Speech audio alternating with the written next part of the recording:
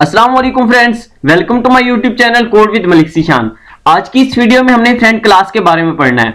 अगर आपको friend function नहीं आते तो मेरा मशवरा आपसे यह है कि फ्रेंड क्लास पर आने से पहले आप फ्रेंड फंक्शन को अपनी कंप्लीट ग्रिप में ले लें। ठीक है, जिसको फ्रेंड फंक्शन आता है उसके लिए फ्रेंड क्लास को समझना कोई मुश्किल बात नहीं है। तो अगर आपको फ्रेंड फंक्शन नहीं आता तो ऊपर में मैंने आई बटन लगा दिया है, तो आप पहले जाकर फ्रेंड फंक्शन को देख लें। तो आज चलते हैं हमारी आज के लेक्चर की तरफ फ्रेंड क्लास के बारे में। तो सबसे पहले मैं इसकी हेडर फाइल लिख लेता हूं। हेडर फाइल लिखने के बाद मैं एक क्लास बना लेता हूं।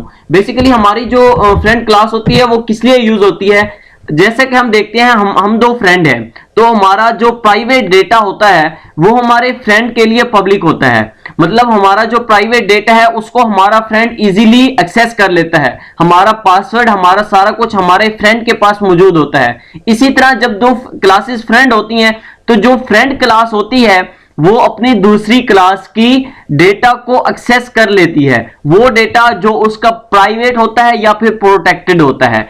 तो सिंपल बात ये कि फ्रेंड क्लास हमेशा से अपनी दूसरी क्लास का प्राइवेट और प्रोटेक्टेड डेटा को एक्सेस कर सकती है। तो चलते हैं कि वो किस तरह से एक्सेस करती है। अब फर्ज करते हैं मैंने यहाँ पे दो क्लासेस बना ली। एक क्लास मैंने बना ली ए और दूसरी क्लास में बना लेता हूं बी। ठीक है, अब ये मैंने एक क्लास ए बना ली है, उसके बाद मैं एक क्लास चले बना ही देता हूं बी। ठीक है, तो मैंने ये दूसरी क्लास बना देता हूं बी के नेम से। तो ये मैंने दो क्लासेस बना दी। अब होगा क्या, अब देखता हूं, मैं ये आपको कहता हूं कि जो हमारी ए क्लास है वो हमारी बी क्लास की फ्रेंड क्लास है। ठीक है, तो मैं क्या करता हूं, अब सबसे पहले तो मैं इसके अंदर कुछ ना कुछ प्राइवेट डेटा रख लेता हूं जिसको हम बी के अंदर यूज करेंगे। बी ए का डेटा यूज करेगा। ठीक है, तो मतलब ए क्लास बी क्लास की फ्रेंड है। ठीक है, अब मैं इसके अंदर कोई भी प्राइवेट डेटा ले लेता हूं, एक ए ले देता हूं और दूसरा बी ले लेता हूं। मैंने ये दो डेटा मेंबर ले लिए इंटीजर टाइप के क्लास ए के अंदर। ठीक है, उसके बाद मैं क्या करता हूं, सबसे पहले तो मैं पब्लिक का कीवर्ड लिखता हूं और इसके अंदर मैं अपने मेंबर फंक्शन लिख लेता हूं। तो सबसे पहले मैं क्या करता हूं, इनपुट का फंक्शन ले लेता हूं। ठीक है, इनपुट का फंक्शन में मैं क्या करता हूं, इनके ये जो डेटा है, जो हमारे इंटीजर है हमारे पास प्राइवेट डेटा, इनको मैं जो है यूजर से ले लेता हूं। ठीक है, तो मैं यहां पे एक मैसेज डिस्प्ले करवा देता हूं स्क्रीन पे कि एंटर, ये स्पेलिंग मैंने गलत लिख दी है, मैं इसको सेट कर लेता हूं और यहां पर मैं लिखता हूं एंटर 2 नंबर। ठीक है, एंटर 2 नंबर्स लिखने के बाद अब मैं क्या करता हूं, सी इन करवा लेता हूं। तो सी इन मैं करवाता हूं, तो सी इन मैंने करवा लिया ए और मैंने करवा लिया बी। ये दो नंबर मैंने यूजर से इनपुट करवा लिए। इनपुट करवाने के बाद मैं यहाँ पे फ्रेंड क्लास लिख लेता हूँ। तो मैं आपको अभी बताता हूँ इसका सिंटैक्स किस तरह से होता है। सबसे पहले फ्रेंड का कीवर्ड और उसके बाद जो हमारी क्लास होती है उसका हम नाम लिख देते हैं। क्लास बी है हमारे पास, उसका मैंने नाम लिख दिया।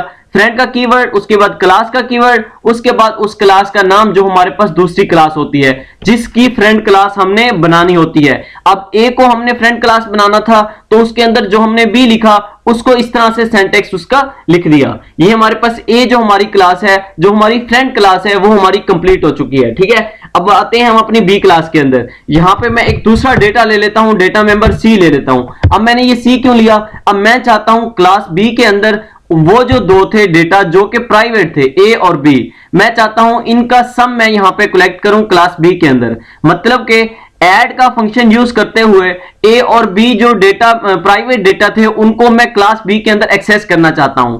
ठीक है, तो देखते हैं हम कि हमारी जो फ्रेंड क्लास हमने बनाई है उसके अंदर हम अपनी फ्रेंड क्लास का डेटा एक्सेस कर सकते हैं या नहीं कर सकते। ठीक है, तो मैंने यहां पे एक इंटीजर ले लिया है सी। मैं क्या करता हूं, अब मैं पब्लिक का कीवर्ड लिखता हूं और पब्लिक का कीवर्ड लिखने के बाद मैंने आपको बताया मैं ऐड का फंक्शन बना लेता हूं। ठीक है, मैं ऐड का फंक्शन बनाता हूं और उसके अंदर मैं क्या करता हूं, इसी डेटा को यूज करते हुए जो कि हमारा प्राइवेट डेटा था, ठीक है, उसी को यूज करते हुए मैं यहां पे लिख लेता हूं उसको यूज करते हुए। अब देखो एक बात आपको बताता चलूं, जो हम फ्रेंड क्लास बनाएंगे, ठीक है, अब ये मैंने क्लास जो बनाई है इसके अंदर ये जो मैं जो हम अपना फंक्शन लिखूंगा उसके अंदर जो हमारी फ्रेंड क्लास है उसका ऑब्जेक्ट एज एन आर्गुमेंट पास करूंगा। ठीक है, ये हमारी क्लास है ए और इसका मैं ऑब्जेक्ट बना लेता हूं। चलो मैं ओ बी ऑब्जेक्ट बना लेता हूं। ठीक है, अब मैं क्या लिखूंगा, अब जब मैं उनको कॉल करूंगा, अब मैंने ये ओ बी क्यों ऑब्जेक्ट बनाया, ताकि मैं उसके इस क्लास के ये जो हमारे पास क्लास है इसके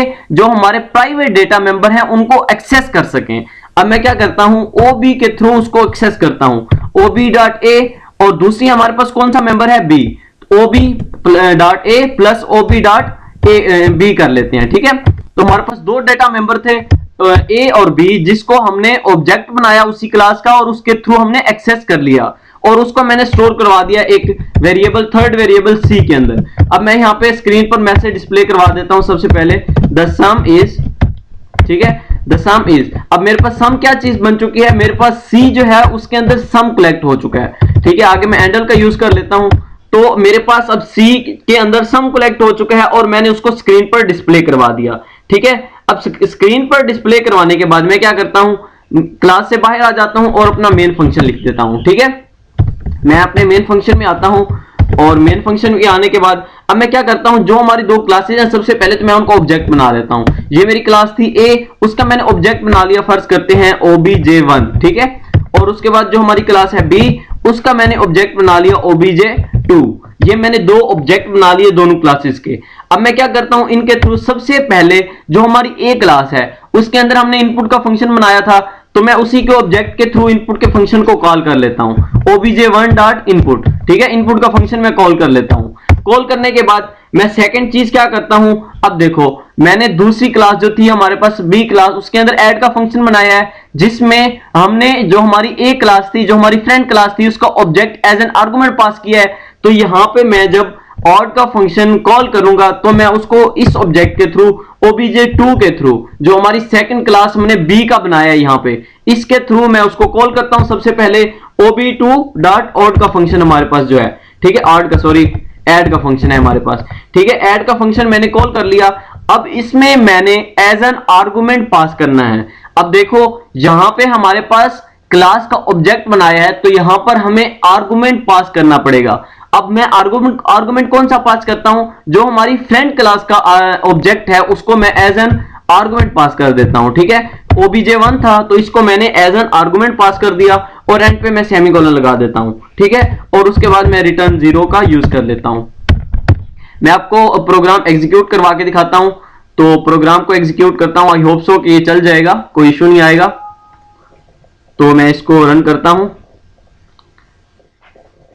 ये रन हो रहा है, थोड़ा टाइम ले रहा है रन होने में। रन होता है तो हम इसको देखते हैं कि इसमें कोई एरर तो नहीं आया। ये देखो रन हो चुका है और वो कहता है एंटर 2 नंबर। अब मैं कोई भी दो नंबर दे देता हूं, मैं कहता हूं 200 और दे देता हूं मैं 300। ठीक है, तो 500 उसने उसका सम कलेक्ट कर दिया। ठीक है, उसने उसका 500 सम कलेक्ट करके हमें दे दिया है, मतलब हमारा प्रोग्राम सही वर्क कर रहा है। अगेन से मैं आपको एग्जीक्यूट करवा के दिखा देता हूं। तो मैं 2 नंबर वो मांगेगा तो मैं उसके कुछ भी नंबर दे दूंगा और वो मुझे उसका सम कलेक्ट करके दे देगा। मैं 2 नंबर कुछ भी दे देता हूं 300 और उसके बाद मैं दे देता हूं 400। ठीक है, तो 700 हमारे पास आ जाएगा सम, तो ये उसने कलेक्ट करके दे दिया 700।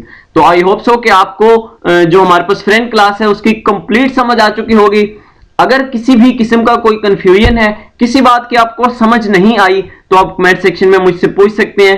थैंक यू सो मच, फिर मिलते हैं नेक्स्ट वीडियो में, तब तक के लिए अल्लाह हाफिज।